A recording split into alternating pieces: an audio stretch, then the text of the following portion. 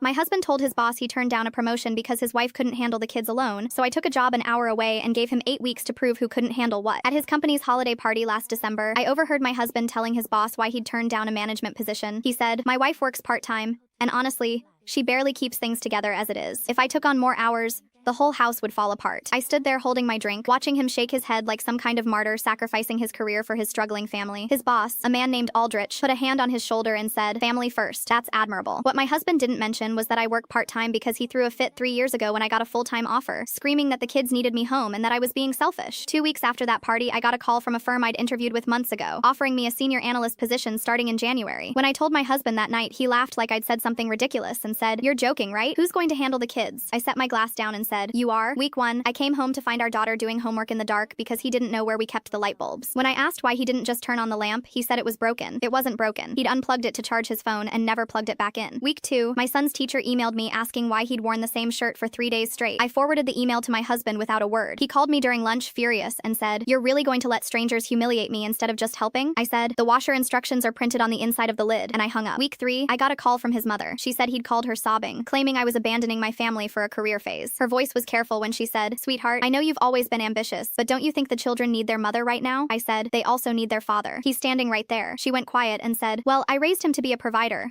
not a babysitter." I didn't respond. Week 4, the school nurse called me during a client meeting. My son had fallen on the playground and needed to be picked up. She said she'd tried my husband 8 times with no answer. I excused myself from a $200,000 account review, drove 40 minutes, and found my son in the front office with dried tears on his face. That night, I found my husband in the garage organizing his golf clubs. I said, "The school called you 8 times. He didn't look up. He said, "I was busy. You handled it." I said, "I left a client meeting worth more than you make in a year." He shrugged and said, "See? This is exactly why you shouldn't be working full-time. You can't do both." Week 6, he sat me down and said, "This isn't working, and I think you need to quit before you destroy everything." I said, "Absolutely not." He said, "The kids are miserable, the house is falling apart, and you're never here when it matters." I said, "I'm home every night by 6. You're the one who's never present." His jaw tightened, and he said, "Fine. I'm going to tell Aldrich exactly what your little job experiment has done to this family." The night of my first quarterly review, my manager told me I was exceeding every benchmark. I drove home feeling lighter than I had in years. When I walked through the front door, I found my husband sitting rigid on the couch across from Aldrich, who was perched on the edge of a chair staring at the carpet. My husband's eyes were red. He'd invited his boss over to prove that I was the problem, but the kitchen behind them told a different story. Dishes crusted in the sink, cereal scattered across the counter, a permission slip stuck to the refrigerator with a date circled from 3 weeks ago. Aldrich stood up slowly. He looked at my husband and said, "You told me your wife couldn't manage. You made me feel sorry for you. I gave the Whitmore promotion to Jensen because of your situation,